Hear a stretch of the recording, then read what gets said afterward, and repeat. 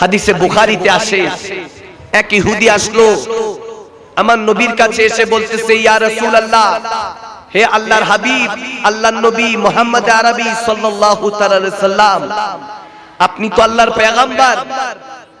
আমরা 2-3 দিন যাবত, আমি ইহুদি, অনাহার অবস্থায় আছি, ক্ষুধার্ত অবস্থায় আছি, খাবার দাবার নেই, না খেয়ে আছি, খাবারের কোনো ব্যবস্থা নেই। চিন্তা করছি কিভাবে খাবার খাবো। সব দরজা যখন বন্ধ হয়ে গেল, তখন একজন মুসলমানের সাথে দেখা হলো। ওই মুসলমান একজন সাহাবায়ে রাসূল ছিলেন। সুবহানাল্লাহ। তিনি বললেন, সমস্যা নাই ভাই আমার, তুমি টেনশন করো না, বিধর্মী হয়েছো তো কি হয়েছে, যাও শেরে খোদা আলী আছে, আলী মুর্তজা রাদিয়াল্লাহু তাআলা আন কারামাল্লাহুল ওয়াজহুল কারীম, তেনার কাছে যাও। তেনার কাছে যখন যাও হলো, তিনি মুচকি হেসে বলতেছে, আমার থেকেও বড় রহমতের মালিক বসে আছে, রাহমাতুল লিল আলামিন। সুবহানাল্লাহ। ইহুদি ভাই বাবাদেরকে বলছে, মুমিনের কর্মকাণ্ড দেখেন, এটা হলো মুমিনের কাজ। শেরে খোদা আলী বললেন, যাও, আমার নবী দো জাহানের বাদশা নবী একটু দূর গেলেই দেখবে তেনার হুজরা মুবারকে বসে আছেন, তেনার সাহাবাদেরকে নিয়ে কথা বলছেন, তেনার কাছে যাও। যখন সেই ইহুদি আমার নবীর কাছে গেলেন, আমার নবীজি তাকে দেখে বলতেছে, কি হয়েছে বাবা বলো। ইহুদি বলছে, ওগো আল্লাহর নবী, আমরা 3-4 দিন না খেয়ে আছি, আমাদের কাবিলা, আমাদের গোত্র, শুনেছি আপনার কাছে সবাই বলছে আপনার কাছে গেলে আপনি নাকি খালি ফিরান না। তখন আমার নবী বলছেন, হ্যাঁ ঠিকই শুনেছো, তবে একটু পার্থক্য হলো, আমি খালি ফিরাই না, আমার রব খালি ফিরায় না। সুবহানাল্লাহ বলে। আমার রব কাউকে খালি ফিরায় না। যারা বলেছে আমি খালি ফিরাই না, তারা ঠিকই বলেছে, কারণ হলো আল্লাহু ইউতি আনা কাসিমুন, আল্লাহ আমার কাছে দেয় আর আমি বন্টন করি। সুবহানাল্লাহ।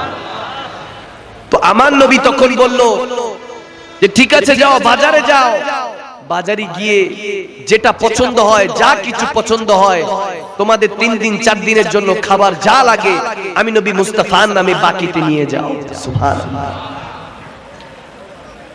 সেই ইহুদি দেখা গিয়েছে ব্যাগ বোঝাই করে, একদম সেই জামানায় গাধার গাড়ি ছিল কিংবা ঘোড়ার গাড়িতে চাল ডাল যা লাগে দৈনন্দিন জীবনে সমস্ত কিছু মাল বোঝাই করে সেই কাবিলার জন্য, সেই জাতির, সেই গোত্রের জন্য নিয়ে গিয়েছেন। অথচ হাদিসে বুখারীতে যখন এই হাদিস খানা আমরা তেলাওয়াত করি, আমরা জানতে পারি যে ওই সময় আমার নবীও ক্ষুধার্ত ছিলেন। সুবহানাল্লাহ। এমন নবীর উম্মত আমরা, জানতে পারা যায় যে নবী ইহুদিদেরকে খাবার বন্টন করেছেন, নিজেও ক্ষুধার্ত, সাহাবারাও ক্ষুধার্ত ছিলেন ওই মুহূর্তে। সুবহানাল্লাহ। কিন্তু অন্য জাতির জন্য, অন্য ধর্মের ইনসানের জন্য আমার নবী এতটা দয়াবান ছিলেন, সাহাবারা মুমিনরা এরকম আদর্শবান ছিলেন। আমার নবী এভাবে আদর্শ শিখিয়েছেন, এটা হলো মুমিনদের কর্মকাণ্ড, ঠিক কি না? এই শীতের কালে বস্ত্র, কম্বল, অনাহারদের মুখে খাবার তুলে দেন, বরকতটা দিবে কে? আরো জোরে বলেন, বরকতটা দিবে কে? জমিনের মধ্যে অসুস্থ দিয়েছেন, আবার সুস্থতা দান করবেন কে? আমার নবীর আদর্শগুলো ফলো করেন, ইনশাআল্লাহ কোনো বালা মুসিবত আপনাকে টাচ করতে পারবে না, ছুঁইতে পারবে না। সুবহানাল্লাহ। দাজ্জাল আসার সময় হয়ে গিয়েছে। আমার নবী বলেছেন, শেষ জামানায় যারা ইসলাম সম্পর্কে তেমন কিছু জানে না, তারাই ইসলামের পতাকাটা ধরবে। সুবহানাল্লাহ। এই যে দেখেন, হয়তোবা আজকে আমাদের চেয়ারম্যান সাহেব কোরআন সুন্নাহ থেকে কম বেশ যাই জানুক, কিন্তু কোরআন সুন্নাহর মেহফিলটা তো আয়োজন করেছে, ঠিক না?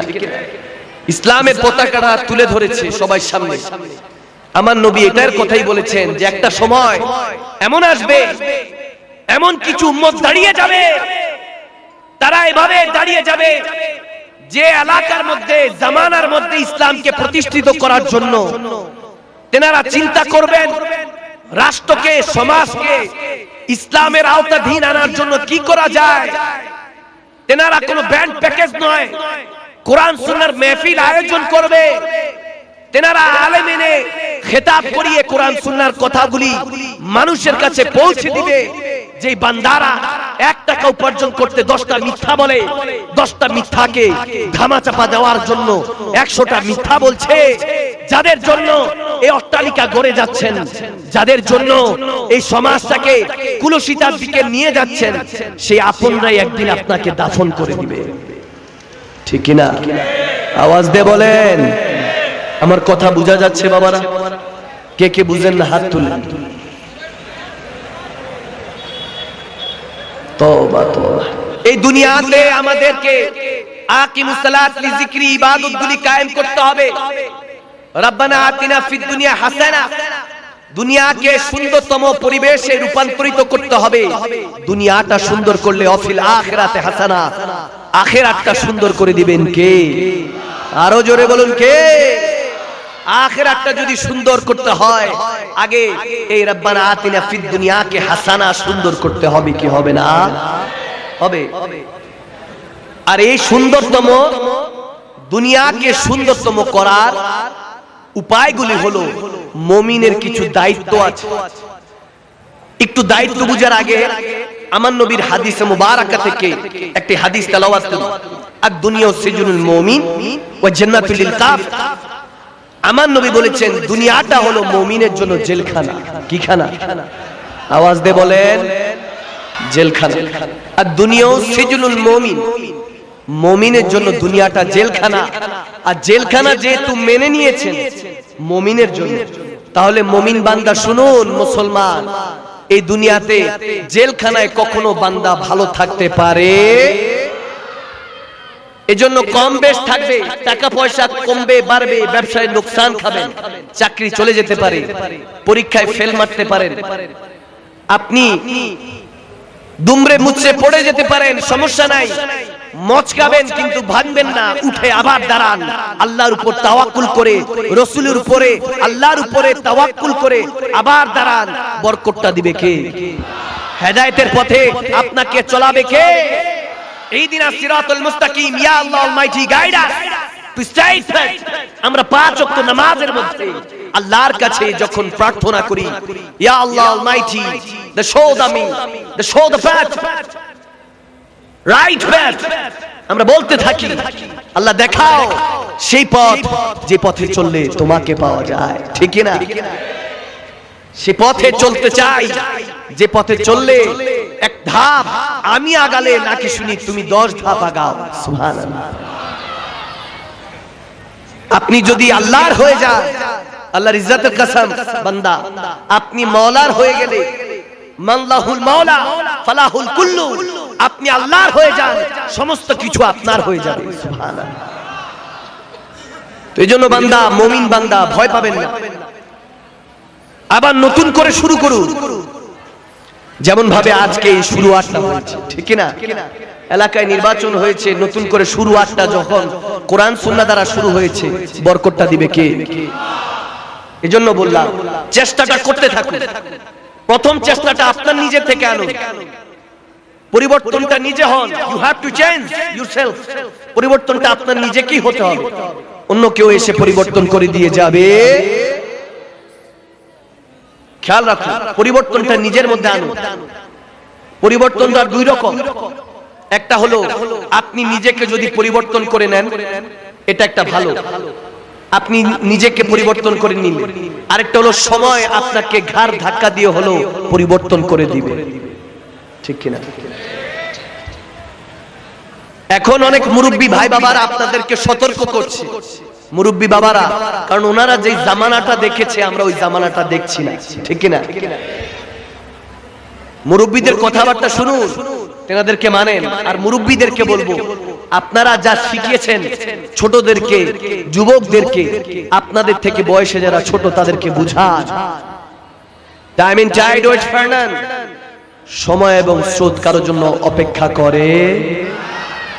সময় গেলে সাধন হবে না।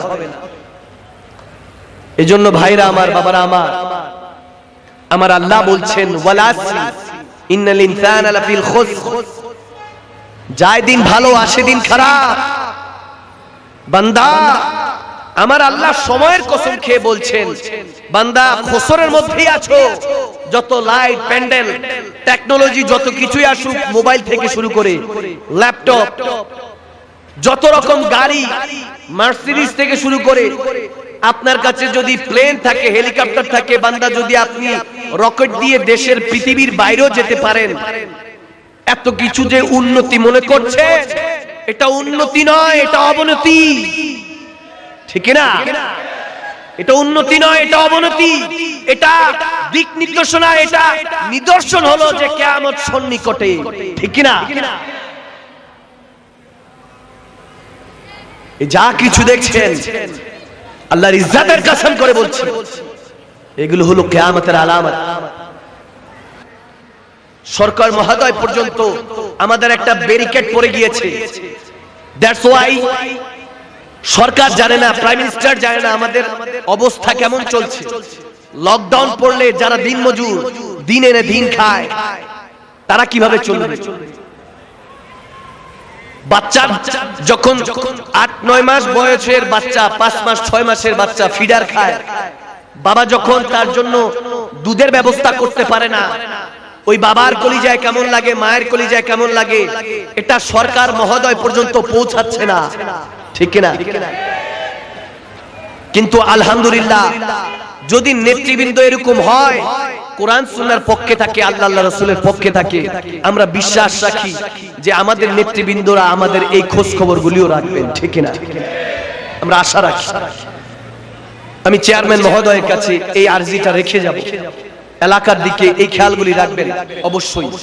এবং যারা এলাকার মধ্যে দানবীর আছে, আল্লাহ আপনাকে অনেক সয় সম্পত্তির মালিক বানিয়েছেন, এটা হলো আল্লাহর দয়া। ঠিক না? আপনাকে টাকা দিয়েছে, আরেকজনকে টাকা পয়সা দেন নাই, এটা আল্লাহর দয়া নয়। আল্লাহ যাকে টাকা দেন নাই, এটা হলো তার জন্য ইমতিহান নয়, আল্লাহ তার উপর রাজি আছে। ঠিক না? যাদের কাছে আপনাদের টাকা পয়সা নাই, তারা এতটুকু মনে রাখবেন, আর দুনিয়া সিজনুল মুমিন, মুমিনের জন্য তো দুনিয়া জেলখানা। এখন জেলখানার মধ্যে কি টাকা পয়সা, ব্যাংক ব্যালেন্স থাকে? এ বান্দা বলেন থাকে? আপনার জায়গা জমিন থাকবে? কিচ্ছু থাকবে না। ওই জান্নাতুল লিল কাফির, কাফেরদের জন্য এই দুনিয়াটা জান্নাত বানিয়েছেন। নাউজুবিল্লাহ। আল্লাহ বলছেন কাফেরদের জন্য। তো যাদের কাছে টাকা পয়সা আছে, আপনাদের দায়িত্ব হলো যারা অনাহার, অসহায়, মাসাকিন, গরীব আছে, যারা অসহায়, আপনার প্রতিবেশী হতে পারে, আপনার আত্মীয়, নিকটতম আত্মীয় হতে পারে, যেই হোক না কেন, পাশে দাঁড়ান। আজকে আপনি তাদের পাশে দাঁড়াবেন, কম্বল দিয়ে, চাল ডাল দিয়ে তাদের পাশে দাঁড়াবেন। এই শীতকালীন অবস্থায় তাদেরকে একটা থাকার ব্যবস্থা, জায়গার ব্যবস্থা, কম্বলের ব্যবস্থা, বিভিন্ন ভাবে পোশাকের ব্যবস্থা, খাবারের ব্যবস্থা করে দিবেন। আজকে আপনি তার পাশে দাঁড়াবেন, হাসরের ময়দানে আল্লাহর ইজ্জতের কসম, নবী মুস্তাফা আপনার পাশে দাঁড়িয়ে যাবে। ঠিক না? ঠিক না? আমার নবী বলবেন, আপনি যখন হাসরের ময়দানে উঠবেন, আপনার হিসাবগুলি থামাই ইয়ামাল মিসকালা যাররাতিন শারাইয়ারা, হিসাবগুলি যাররা যাররা নিবেন কে? আওয়াজ দিয়ে বলেন কে? যখন আপনার থেকে হিসাবগুলি নিতে থাকবেন, আল্লাহ পাকড়াও করবেন যে টাকা পয়সা দিয়েছিলাম, কোন খাতে ব্যয় করেছি, বিভিন্ন হিসাবে যখন জর্জরিত থাকবেন, তখন আপনার যাদের জন্য এই অট্টালিকা, এই সমস্ত কিছু করে গিয়েছেন, করে যাচ্ছেন, সে আপনরা তো আপনাকে কবরে দাফন করে গিয়েছে, কিন্তু কবরে দুনিয়ার মধ্যে আমার নবী আপনার জন্য ওয়েট করবে। সুবহানাল্লাহ। আর কেউ নয়, আর কেউ আপনার কবরের সঙ্গী সাথী হবে না।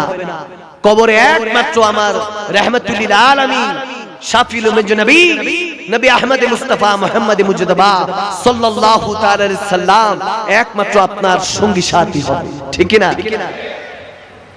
তো ভাইরা আমার, বাবারা আমার, এজন্য আমি বলতে চাচ্ছি যে আপনাদের দায়িত্ব হলো যারা ধনবান আল্লাহ আপনাদেরকে দিয়েছে, টাকা পয়সা দিয়েছে, গরিবদের দিকে একটু খেয়াল রাখবেন। আপনার ভাই, আপনার বোন যারা অসহায় আছেন, হয়তোবা আপনার বোনের স্বামী নেই, বিশেষ করে সমাজের মধ্যে যারা আছেন, যাদেরকে আমরা ফুপি বলি, এখানে কি বলা হয় আমি জানি না, অর্থাৎ আমার আব্বার বোন যারা আছে, আমার বাবার যারা বোন আছে, বিয়ে দেওয়ার পর যখন স্বামীর ঘরে চলে যায়, এনাদের এই ফুপিদের আমরা আর কোনো খোঁজ খবর রাখি না, এনারা অবহেলিত হয়, দেখা যায় কোনো কিছু হয় না। এই জন্য সবসময় আপনাদেরকে বলবো ফুপি জানদের খোঁজ খবরও রাখবেন, ঠিক না? আরেকটা বিষয় হলো, বোনকে যখন বিয়ে দিয়ে দিবেন, বোনের খোঁজ খবরটাও রাখবেন, ঠিক না? টাকা পয়সা দেখা বিয়ে দিয়েন না। মেয়েদেরকে যখন বিয়ে দিবেন, একটা মানুষের হাতে বিয়ে দিয়ে, আওয়াজ দেয় না, কি খারাপ লাগতেছে? শুধু নামাজ নয়, আমল হলো সৎ কর্ম করা, ঠিক কিনা? ঠিক কিনা? আর এই সৎ কর্মের মধ্যে এটাও পড়ে, দেন মোহর দিয়ে আমার নবী শিখিয়েছেন, বিয়ে করে নিয়ে যাও। বাবার ঘরে যে রহমতের চেরাগটা জ্বলছিল, এখন সেটা স্বামীর ঘরে আরেক ঘরে যাচ্ছে, রহমতের চেরাগ যাচ্ছে, নূরের আলোটা যাচ্ছে, ঠিক কিনা? এজন্য যারা আছেন ভাই বাবারা, যুবকরা, বিয়ের আগেই ফালাফালি করেন না যে আপনার মেয়ের জন্য ঘরে একটু টিভি দরকার, এসি দরকার, ফ্রিজ দরকার। আমি তো লাগবে না, আপনার মেয়ের দরকার। নাউজুবিল্লাহ বলেন, লাগবে নিজেরই, কিন্তু চাই যে আপনার মেয়ের জন্য লাগবে একটা টিভি, একটা এসি, একটু মোটর সাইকেল, ভো ভো, আছে কি নাই? আছে কি নাই? এগুলো চাওয়া যাবে না। যুবকরা কারা আছে হাত তুলেন, এখানে দেখি যুবকরা হাত তুলেন, যারা অবিবাহিত হাত তুলেন। সব বিবাহিত নাকি? হায় হায়, আজকে বিবাহিতদের মাঝে না ওয়াজ চলতেছে, সমস্যা নাই। যারা যুবক অবিবাহিতরা হাত তুলেন দেখি, মাশাআল্লাহ। যে কজন হাত তুলছেন একটা হাতও নিচে থাকবে না। অবিবাহিত যারা সবাই হাত তুলেন, হাত তোলা হয়েছে, অবিবাহিতরা হাত তুলেছেন। আপনারা আল্লাহকে দেখি আজকে ওয়াদা করেন, যৌতুক নিবেন, যৌতুক নিবেন, আল্লাহ যাতে কবুল করে। আল্লাহ যারা এই হাত তুলেছে ওয়াদা রাখার তৌফিক দান করুন। আচ্ছা, এবার বিবাহিত যারা আছেন মুরব্বী বাবারা হাত তুলেন, যাদের মেয়ে সন্তান আছে তারা যৌতুক দিয়ে বিয়ে দিবেন, দিবেন। যে দিবে, নিতে চাইবে সেই ছেলেকে কি বিয়ে দিবেন, তাকে আগে থেকেই তালাক, ঠিক আছে? আল্লাহ কবুল করুন। এই কথাটি বলে দিলাম। কারো যদি পছন্দ হয় ঘরে নিয়ে যাবেন, আর পছন্দ না হইলে এখানে রেখে যাবেন। আমার কাছে ঝগড়াঝাটির কোনো প্রয়োজন নাই। আমরা ঝগড়ায় বিশ্বাসী না, আমরা ভালোবাসায় বিশ্বাসী, ঠিক কিনা? পছন্দ না হলে রেখে যাবেন। আমি এটা দরকার বললে আরেকটা মাহফিলে গিয়ে বেচে দিব। আমার খরিদ্দার, কেনা ব্যক্তি চলবে, খরিদ্দারওয়ালা আমার অভাব নাই, আলহামদুলিল্লাহ। আপনারা না কিনলে আরেক জায়গায় বেচে দিবেন, ঠিক আছে? আর আপনারা যদি ভালো লাগে নিয়ে ঘরে রেখে দিবেন, প্রয়োজনে এই সব কথাগুলি কাজে লাগাবেন, ঠিক কিনা? সবাই দাঁড়িয়ে যান। যখন আপনারা এই সব সমাজের ক্ষেত্রে আপনারা সোচ্চার হবেন, দাঁড়িয়ে যাবেন, তখন আর সমাজটা কুলুষিত হবে না, ইবলিস আর সমাজে প্রবেশ করতে পারবে না, ঠিক কিনা? এজন্য ভাইরা আমার, বাবারা আমার, আমি বলতে চাই আকীদায়ে আহলে সুন্নাতের সাথে থাকবেন।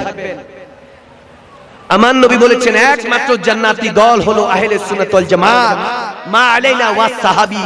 বুখারী শরীফে ঘোষণা দিয়েছেন আমার নবী, ঠিক কিনা? সুন্নি আকীদা, আহলে সুন্নাত ওয়াল জামাতের পথে মতে থাকবেন। আমি অন্য কোন আকাইদে আহলে সুন্নতের যারা বিপক্ষে আছেন তাদেরকে গালি দিব না। আমি তেনাদেরকে বলবো আপনারা গবেষণা করেন, পড়াশোনা করেন, ইনশাআল্লাহ দেখবেন একদিন এসে আপনি আমাকে জড়ায় ধরবেন, ঠিক কিনা? আর যখন আরেকটু বেশি করে পড়বেন বুখারী শরীফ, ইশকের চশমা লাগিয়ে নবী প্রেম দিয়ে যখন কোরআনকে পড়বেন, রাসূলের চোখের ইশকের প্রেম দিয়ে, তখন শুধু জড়ায় ধরবেন না, ফুলের একটা তোড়াও নিয়ে আসবেন, ঠিক কিনা? আকীদা আহলে সুন্নাত, আপনারা যারা মুরব্বী ভাই বাবারা আছেন, যদি তরিকতপন্থী হন, কাদরিয়া, চিশতিয়া, নকশবন্দিয়া, মুজাদ্দিদিয়া তরিকত যদি গ্রহণ করে থাকেন, আলহামদুলিল্লাহ। আপনি যদি তরিকত গ্রহণ করে থাকেন, আপনি আপনার সন্তানকেও তরিকতের রাস্তায় নিয়ে আসুন, ঠিক কিনা? আপনি যেই শায়েখের কাছে তরিকত গ্রহণ করেছেন, তরিকত মানে হলো মাদ্রাসা সিস্টেম। আপনি যা শিখছেন, আপনি যা বুঝেছেন, আপনার সন্তানকেও তা বুঝাবার চেষ্টা করবেন। আপনার শায়েখের কাছে নিয়ে আপনি তাকে বায়াত করে নেবেন, ঠিক কিনা? এটা হলো দায়িত্ব আপনাদের, যে আমি সুন্নিয়ত বুঝি, আমি আকীদা আহলে সুন্নাত মানি, আমি ইসলামকে এভাবে মানছি আমার নবীর মহব্বত দ্বারা, ঠিক কিনা? এখন ইসলাম শুধু মানলেই হবে না, ইসলামকে মানতে হবে আমার নবীর ভালোবাসা, আমার নবীর দেওয়া আকীদা থেকে, ঠিক কিনা? তাহলে আর জঙ্গি ফাসাদ হবে না, তখন আর মারো কাটাও জ্বালাও পোড়াও হবে না। যে সমাজটা গড়ে রেখেছি, এই সমাজটাকে ভাঙুন, নতুন একটা সমাজ গঠন করুন, ওই সমাজটাকে নাম দেন নতুন করে, আবার দরকার বলে এই সমাজটাকে নাম দেন আকীদায়ে আহলে সুন্নাত ওয়াল জামাত, ঠিক কিনা? চোর চুরি কেন করছে? শেরে খোদা আলী বলেছেন, যে দেশে চোর চুরি করে সে দেশের নেতার হাত কেটে দাও, কারণ চোর চুরি করছে, কারণ তার পেটে খাবার নেই, তার অভাব বিধায়। আমাদের ইসলাম আমরা মুখে মানছি, কর্মে কাণ্ডে তো আমাদের ইসলামের সাথে কোনো খবরই নাই। এখন আমরা যদি ধরেন এটা একটা মোবাইল, এক্সাম্পল শুরু, ছোট একটা 4-5 বছরের বাচ্চাকে আপনি মোবাইলটা যদি হাতে দেন, এক আছাড়ে যদি ভাঙে, মেজাজটা ভালো থাকবে না খারাপ? আওয়াজে মনে হয় হুজুর সমস্যা নাই, কি ভালো থাকবে না খারাপ? এখন এই যে 4-5 বছরের বাচ্চা এক আছাড়ে আপনার দামি মোবাইলটা ভাঙ্গা দিল, বিদেশ থেকে এত কষ্ট করে পাঠাইছি বা এত কষ্ট করে ইনকাম করে কিনেছেন, মোবাইলটা যে ভেঙে দিল, আদরের সন্তান, ওই সন্তানটা কি এই মোবাইলের মূল্য বুঝে? আওয়াজ দিয়ে বলেন। আপনি বুঝেন, আপনি কদর করতে জানেন যে কত টাকার বিনিময়ে মোবাইলটা কেনা হয়েছে, দ্যাটস ওয়াই আপনার কাছে খারাপ লাগছে। ইসলামটা বর্তমানে আমাদের কাছে ছোট বাচ্চার কাছে হাতে মোবাইল তুলে দিলে যেমন, ইসলামটা আমাদের কাছে বর্তমানে এমন। আওয়াজ দেয় না? আওয়াজ দিয়ে বলেন। আমরা ইসলাম ইসলাম করি, কিন্তু ইসলামের মূল ভিত্তি আকীদা সুন্নিয়াত এগুলো কিছুই জানি না, কারণ আমাদেরকে শয়তানে ধরেছে। আমার আল্লাহ বলেছেন, ইয়া আইহাতুন নাফসুল মুতমাইন্না, বান্দা নিজেকে মুতমাইন্না কলবের অধিকারী করো, নিজেকে পুত পবিত্র করো।